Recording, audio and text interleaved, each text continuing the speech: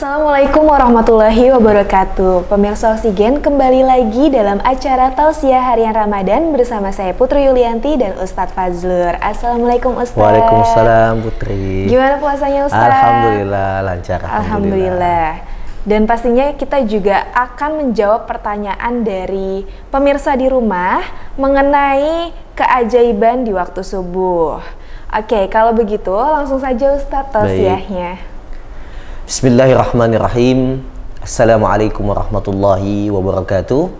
Alhamdulillahilladzi bi ni'matihi tatimmus shalihat wa bi fadlihi taqsal ghayat adada khalqihi wa ridha nafsihi wa zinata arsyihi wa midada kalimati. Subhanaka la ilma lana illa ma 'allamtana innaka antal alimul hakim. Rabbi zidna ilman warzuqna fahman. Alhamdulillah, sahabat Oksigen yang dimuliakan Allah, kaum muslimin dimanapun kita berada, mudah-mudahan terus istiqamah, semangat menjalankan ibadah puasa, qiyamul lailnya, serta menjalankan sunnah-sunnah yang Rasulullah SAW ajarkan kita selama berada di bulan suci Ramadan. Dan tentunya mudah-mudahan saya berdoa untuk kita semua, pahala ibadah kita di bulan suci Ramadan dilipat gandakan Allah dan bisa menjadi amal kebaikan kita serta menjadi pemberat timbangan kebaikan kita di akhirat kelak nanti. Amin amin ya rabbal alamin. Berbicara tentang keajaiban waktu subuh, Al-Quranul Karim sudah berbicara jauh terkait bagaimana subuh itu dan apa saja keajaiban-keajaiban yang ada di dalamnya. Di mana Al-Qur'anul Karim bersumpah di dalam surah At-Takwir di ayat yang ke-18, was-subhi idza tanaffas, dan ketika fajar atau subuh itu menyingsing. Jadi ketika waktu subuh datang, Allah Subhanahu wa taala ketika bersumpah pasti ada sesuatu yang penting atas sumpahnya tersebut. Maka waktu subuh ini adalah waktu yang mulia bagi hamba-hamba Allah Subhanahu wa taala. Bahkan saking mulianya waktu subuh ini, tajtami'ul malaikatul laili wan nahar fi sholatis subuh. Berkumpul malaikat malam dan siang di salat subuh. Ini adalah kemuliaan yang utama. Makanya Allah janjikan keberkahan bagi siapa saja yang menunaikan salat subuh. Karena salat subuh itu salat yang dimana malaikat paling banyak hadir pada saat itu mendoakan orang yang beriman. Makanya di dalam firman Allah Subhanahu wa taala di surah Al-Isra, Allah perintahkan kita aqimis salata liduluqis syamsi ila ghasaqil laili wa qur'anal fajr inna qur'anal fajri kana mashhuda. Allah memerintahkan kita salat setelah tergelincirnya matahari, setelah terbitnya matahari, sampai waktu setelah terbenamnya matahari, yaitu waktu malam, dan dirikanlah salat subuh. Sesungguhnya salat subuh itu inna qur'anal fajri kana mashhuda. Sesungguhnya menjalankan salat subuh itu disaksikan oleh para malaikat. Maka kenapalah ketika subuh itu keberkahan banyak. Bahkan Rasulullah mendoakan setiap umatnya yang berjuang di subuh hari. Rasulullah mendoakan dengan doa, Allahumma barik ummati fi bukuriha. Ya Allah, berkahi umatku di subuh hari. Maka kalau dulu orang tua kita mengatakan jangan tidur pagi, ya nanti rezekimu dipatok ayam. Ya ini adalah sebuah hal yang benar, bahwasanya subuh itulah yang menandakan kita baik amalannya di penghujung sisa harinya atau tidak. Karena di dalam hadis, jika seseorang bangun sholat subuh, maka dia akan didoakan oleh para malaikat. Ya, jika dia berusaha, berjuang, ya, bergegas menuju ampunan Allah Subhanahu wa taala, maka keberkahan akan senantiasa menaunginya. Bahkan salat subuh juga mendapatkan kemuliaan dan keutamaan di dalam agama kita. Man shallal bardaini dakhalal jannah, dikatakan di dalam hadis, siapa yang salat subuh dan sholat asar maka akan masuk ke dalam surganya Allah. Maka sahabat kaum muslimin yang dimuliakan Allah, mari kita menjaga sholat subuh. Apalagi kita di dalam bulan suci Ramadan. Ya, kita bangun sahur, jangan lupa kita berdoa. Ya, karena sesungguhnya wa fil ashari hum yastaghfirun, dikatakan dalam Al-Qur'an, di waktu-waktu sahur mereka beristighfar. Setelah kita bangun sahur, jangan tidur lagi. Kita berzikir kepada Allah sambil menunggu waktu subuh, membaca Al-Qur'an, memperbanyak tilawah, zikir kepada Allah. Masuk waktu subuh, sholat subuh berjamaah. Setelah sholat subuh jangan tidur, karena ada keajaiban yang lainnya yang namanya syuruk. Masuk waktu duha, kita sholat duha, banyak sekali keberkahan yang akan bisa kita dapatkan ketika kita bangun subuh, khususnya yang langsung dijanjikan Allah Subhanahu wa taala, yaitu doanya para malaikat. Makanya subuh hari ini akan membawa kepada keberkahan hidup. Maka mari kita bersama-sama menjaga subuh kita. Insya Allah subuh kalau kita bisa jaga, sholat-sholat yang lainnya insya Allah akan lebih mudah. Wassalamualaikum warahmatullahi ta'ala wabarakatuh. Waalaikumsalam warahmatullahi wabarakatuh. Masya Allah, banyak sekali ya Ustadz keberkahan di waktu betul, subuh itu. Betul. Nah, pemirsa Oksigen, setelah ini kita akan menjawab pertanyaan-pertanyaan kalian mengenai keajaiban di waktu subuh. Jadi jangan kemana-mana ya, tetap di Tausiah Harian Ramadan.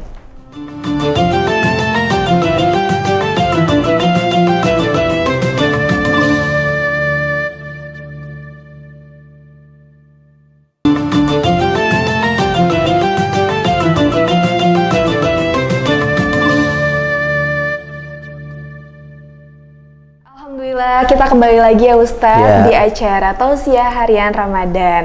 Nah Ustadz, tadi kan kita sudah berbincang masalah keajaiban di waktu subuh. Nah sekarang udah banyak nih pertanyaan dari pemirsa di rumah. Pertanyaannya, katanya terdapat keajaiban di waktu subuh. Kita ingin merasakan keajaiban waktu tersebut, tapi masalahnya untuk sebagian orang itu bangun di waktu subuh susah. Iya, baik. Ada nggak sih Ustadz caranya buat bangun subuh agar bisa merasakan keajaiban tersebut? Baik, tentu ini pertanyaan yang sangat menarik dan menjadi tantangan bagi kita semua kaum muslimin. Karena sesungguhnya sholat subuh ini dan juga sholat isya dikatakan dalam hadis adalah athqalus sholatu indal munafiqin. Seberat-beratnya sholat bagi orang munafik itu subuh dan isya. Ya. Karena subuh ini nggak ada yang lihat, gelap. Isya juga gelap. Jadi orang munafik itu nggak bisa pamer sholatnya, gitu ya. Nah, subuh ini memiliki keajaiban yang sangat luar biasa. Dari hadis-hadis yang tadi saya sampaikan dalam tausiah, begitu banyak keutamaannya serta fadilahnya. Nah, lantas bagaimana caranya kita bisa istiqomah bangun subuh? Yang pertama yang harus kita lakukan, jangan begadang. Nah, ini kebiasaan begadang ini kebiasaan yang buruk. Bahkan Rasulullah dalam hadis yang dituliskan Imam An-Nawawi dalam kitabnya Riyadhus Shalihin, Rasulullah SAW itu membenci ya begadang setelah sholat isya. Ya, ngobrol, nongkrong itu setelah sholat isya Rasulullah memakruhkan, membenci. Jadi sehabis isya itu kita langsung tidur kalau tidak ada sesuatu yang penting untuk kita kerjakan. Nggak belajar, nggak melakukan sesuatu yang bermanfaat, tidur. Itu yang Rasulullah lakukan sehingga beliau bisa bangun malam. Itu pun yang dilakukan oleh Umar ketika memukul salah seseorang yang pada saat itu begadang. Dan Umar mengatakan, ya untuk apa engkau begadang semalaman sedangkan subuhmu engkau lewatkan. Jadi masalah yang pertama adalah ketika kita ingin bangun subuh, perbaiki tidur kita. Jadi setelah isya ketika tidak ada aktivitas, maka kita langsung tidur. Nah, sebelum tidur ada sunnah-sunnah yang harus kita lakukan. Apa itu? Baca doa. Nah, karena ketika orang tidur di dalam hadis, syaitan itu mengikat kita, kepala kita itu dengan 3 ikatan.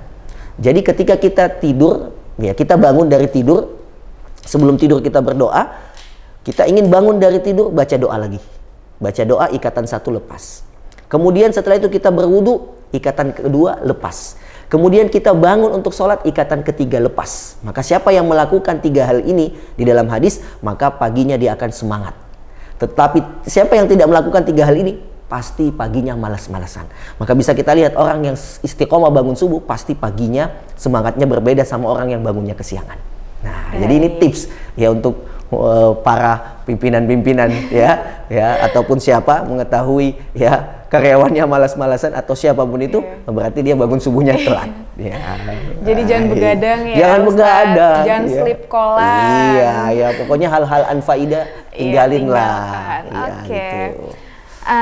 Terus selanjutnya nih Ustadz, keajaiban apakah yang akan dirasakan ketika kita bisa menjalankan sholat di waktu subuh tersebut? Ya, pasti tentu yang selain hadis-hadis yang saya sampaikan, yang paling penting ada hadis yang disampaikan juga oleh Rasulullah SAW, man shalla subh, siapa yang bangun sholat subuh berjamaah, fahuwa fi zimmatillah, maka dia selalu berada dalam naungan Allah Subhanahu wa Ta'ala.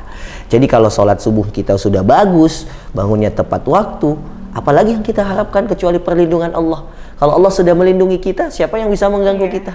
Siapa yang bisa mencelakakan kita? Siapa yang ingin bisa memusuhi kita? Karena kita berada dalam lindungan Allah Subhanahu wa Ta'ala. Dan juga doanya Rasulullah SAW kepada kita, yang dimana Rasulullah mendoakan umatnya yang senantiasa subuhnya dia jaga dengan apa? Keberkahan.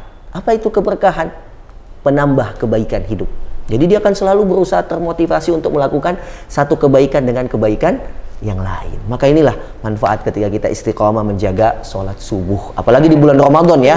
Masa udah di luar bulan Ramadan gak pernah sholat subuh, di Ramadan juga nggak sholat subuh juga, padahal dia bangun sahur, makannya banyak, ya kan? Tapi nggak sholat subuh, dengar azan tidur, ya ini musibah. Jadi ayo kita semangat untuk bangun sholat subuh. Ya, baik. Nah, apakah benar jika melakukan sholat isyraq setelah sholat subuh akan mendapatkan pahala setara dengan pahala haji dan umroh? Lalu bagaimana tata cara sholat isyraq? Ya, baik. Ini hadis yang diriwayatkan oleh Abu Umamah, bahwasanya hadis ini hadis yang sahih, yang memang benar Rasulullah SAW sampaikan, siapa yang sholat subuh berjamaah, kemudian dia tidak meninggalkan masjid, melanjutkan zikir sampai masuk waktu syuruk, maka pahalanya adalah pahala seperti haji dan umrah, tama-tama, sempurna pahalanya. Maka sholat isyraq ini adalah sholat yang dilakukan ketika matahari muncul setinggi tombak, jadi belum terlihat secara jelas, ya. Kita lakukan sholat syuruk, dan hukum sholat syuruk ini sama seperti sholat duha, cuman bedanya dia dilakukan di awal waktu. Bagi yang sudah sholat syuruk, dia juga sudah termasuk sholat duha, tapi ketika dia ingin menambah lagi untuk sholat duha, tidak mengapa. Nah, tata caranya sama seperti dengan sholat-sholat yang lainnya, sholat sunnah yang lainnya, yaitu kita niat sholat isyraq syuruk 2 rakaat lillahi ta'ala. Kita sholat sama seperti sholat biasanya, yang membedakan hanyalah niat saja. Bacaannya kita baca Al-Fatihah, surah pendek di rakaat pertama, rakaat kedua juga sama, dan dia dilaksanakan 2 rakaat. Ya, 2 rakaat saja. Jadi sholat isyraq itu cuma 2 rakaat. Nanti kalau mau lanjut nambah, itu di sholat duha. Nah, sholat duha itu bisa 12 rakaat bahkan lebih. Dan pahalanya, ingat ya, pahalanya seperti pahala orang berhaji dan umrah. Ingat pahalanya saja. Adapun tanggung jawab kita untuk haji tetap wajib, bukan berarti kita melaksanakan sholat isyraq kita sudah nggak perlu haji lagi, itu salah. Tapi pahalanya itu sangat besar karena keutamaan dan kemuliaan sholat ini yang tidak semua bisa melakukannya kecuali yang bangun subuh. Gitu. Lagi-lagi bangun subuh. Oke, kita tahan dulu ya Ustadz menjawab pertanyaan selanjutnya. Oke, pemirsa jangan kemana-mana ya, tetap di Tausiah Harian Ramadan.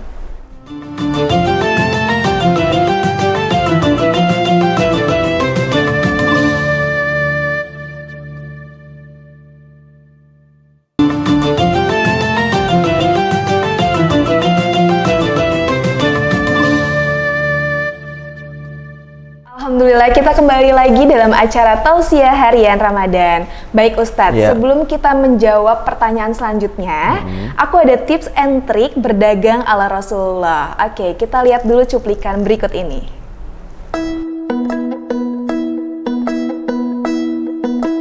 Tips and trik berdagang ala Rasulullah Sallallahu Alaihi Wasallam.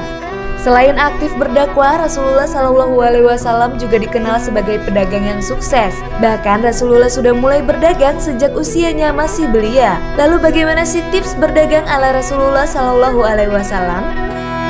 Pertama, dasar utama Rasulullah Shallallahu Alaihi Wasallam berdagang atas niat karena Allah Subhanahu Wa Taala, bukan karena menumpuk harta, mencari keuntungan sebanyak-banyaknya, atau untuk memikat wanita. Rasulullah Shallallahu Alaihi Wasallam menjadikan dagangan sebagai ibadah untuk mendapat ridha dari Allah Subhanahu Wa Taala. Kedua, hal lain yang selalu diutamakan Rasulullah Shallallahu Alaihi Wasallam dalam berdagang adalah jujur. Saat berdagang, ia dikenal sebagai Al-Amin atau yang terpercaya. Saat memasarkan barang dagangannya, Rasulullah Shallallahu Alaihi Wasallam selalu menjelaskan semua keunggulan dan kelemahan barang yang dijual olehnya. Ketiga, dalam berdagang, Rasulullah Shallallahu Alaihi Wasallam selalu mengedepankan sopan santun kepada pembeli, karena baginya semua pelanggan adalah saudara, sehingga Rasulullah tidak pernah membeda-bedakan pelanggannya. Yang keempat, jangan memberi sumpah berlebihan. Tidak sedikit para pedagang yang memberikan sumpah untuk melariskan dagangannya, bahkan hingga melakukan sumpah palsu. Kelima, dengan mengutamakan saling menguntungkan antara penjual dan pembeli, baik dalam harga, jenis barang, dan cara memberikan barang tersebut kepada pembeli. Selanjutnya yang keenam, Rasulullah Shallallahu Alaihi Wasallam melarang kita untuk menimbun barang dagangan dengan maksud dapat menjual harga yang lebih tinggi saat orang sedang mencari. Ini merupakan perkara yang dilarang oleh syariat Islam. Ketujuh, seorang tidak akan bisa sukses jika mudah putus asa. Hal ini sejalan dengan firman Allah Subhanahu wa taala dalam surat Yusuf ayat 87, dan janganlah kamu berputus asa dari rahmat Allah Subhanahu wa taala. Sesungguhnya yang berputus asa dari rahmat Allah Subhanahu wa taala hanyalah orang-orang kafir.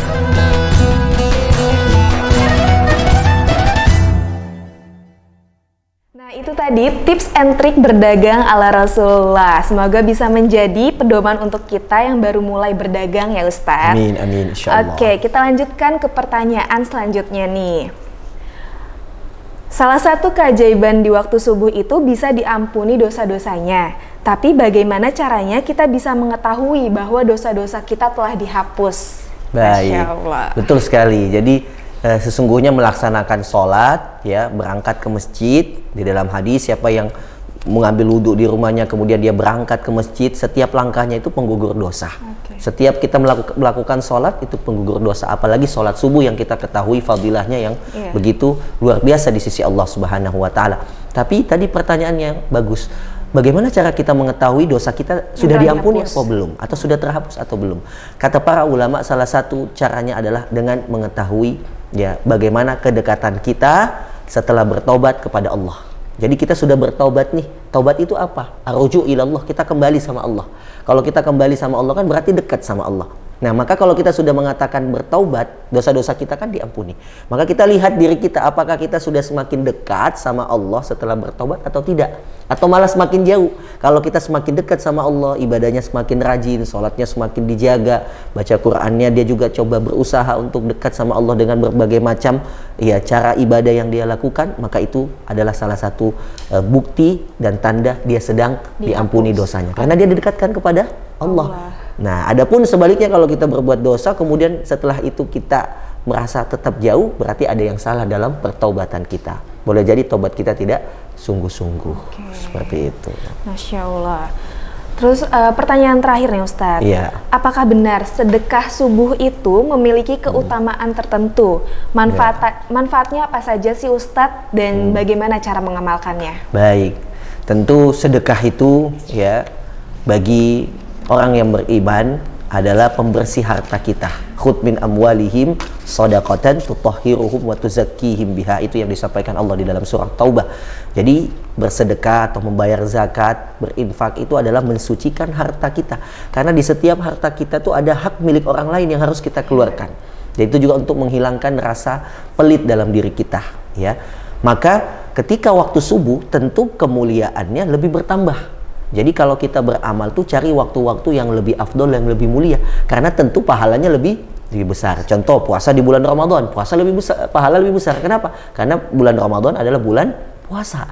Nah, begitu juga sedekah. Ketika sedekah subuh itu pahalanya besar di sisi Allah. Bahkan di dalam hadis, ketika subuh hari malaikat itu turun mendoakan seorang hamba yang berinfak. Allahumma a'ti mumsikan talafan. Ya Allah, berikanlah ganti, ya, orang yang bersedekah, ya, di pagi hari, ganti sedekahnya. Dan ya Allah, ya, tahanlah rezeki orang yang pelit di pagi harinya. Maka ada kebiasaan, ya, yang dilakukan oleh Abu Bakar As-Siddiq radhiyallahu an, setelah dia sholat subuh, ya, dia pergi ke rumah yang itu, rumah itu terletak di lorong, di daerah terpencil. Dia masuk ke dalam, ya, kemudian dia membersihkan rumahnya nenek buta ini, yang punya rumah, dia membersihkan rumah nenek buta ini, kemudian memberikannya makanan.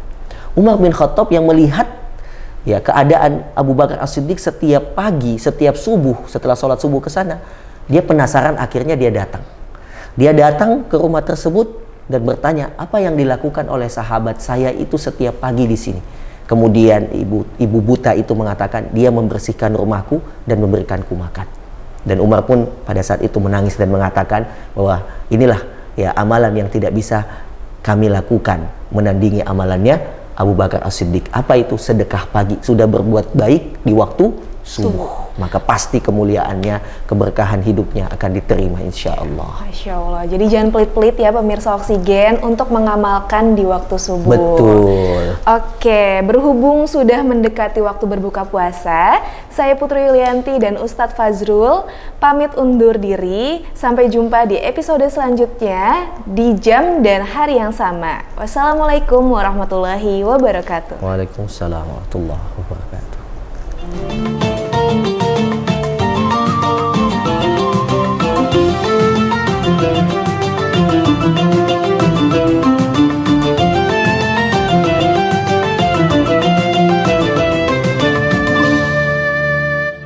Acara ini dipersembahkan oleh Oksigen.id.